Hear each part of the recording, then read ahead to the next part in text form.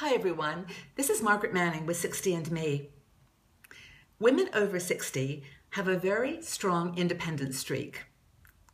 When we were younger, we saw our freedom as the ability to do things, to follow a career, to have a good life, and to be free to have opportunity.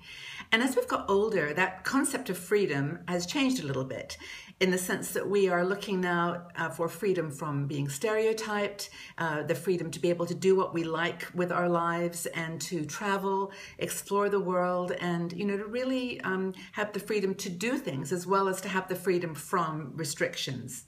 And that independent streak, means that we have to also look after our financial situation. We have to be earning enough money in our 60s to actually do the things we want. Travel's not cheap anymore. And so if you want to do these things, you've got to really decide how you're going to balance your life and how you're going to earn money.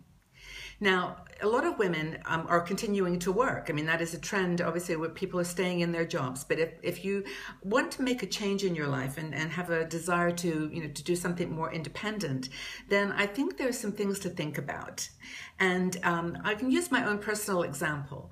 I actually worked in a corporation for all of my life, in large corporations. And so I was very comfortable. I had people that were helping me to be successful, and I loved my work. And since I've left those jobs, I'm now on my own. I mean, 60 and Me is a business. I like having a little extra money that comes in from our video productions and other products. But I have to supplement my income, and so I am a freelance consultant. I work with people on developing their social media strategy and writing, and that is what I do. And it's actually harder work being a freelance independent consultant than it was working for a corporation. I was actually talking to another co-blogger that I just met recently, and we were saying the same thing. It's really actually more hours in the day. It's more work to try to juggle an independent lifestyle.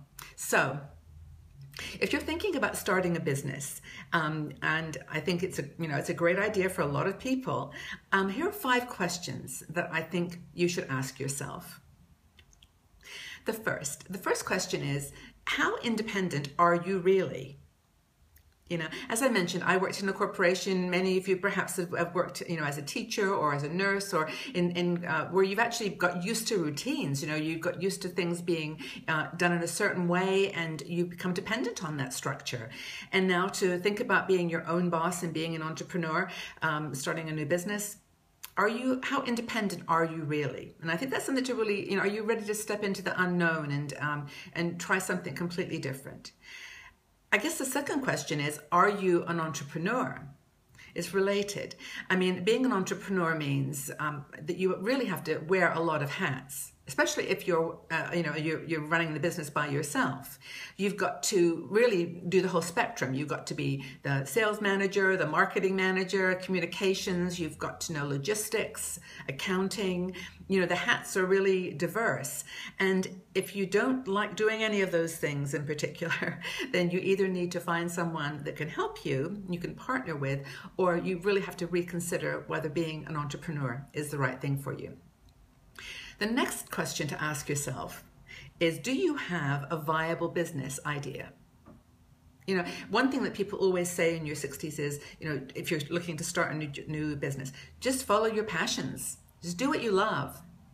And there's actually a challenge with that, and I think there's a problem with that, because if you love doing something, say you love making jewelry, but you haven't got an audience for that product, then you're not going to make any money.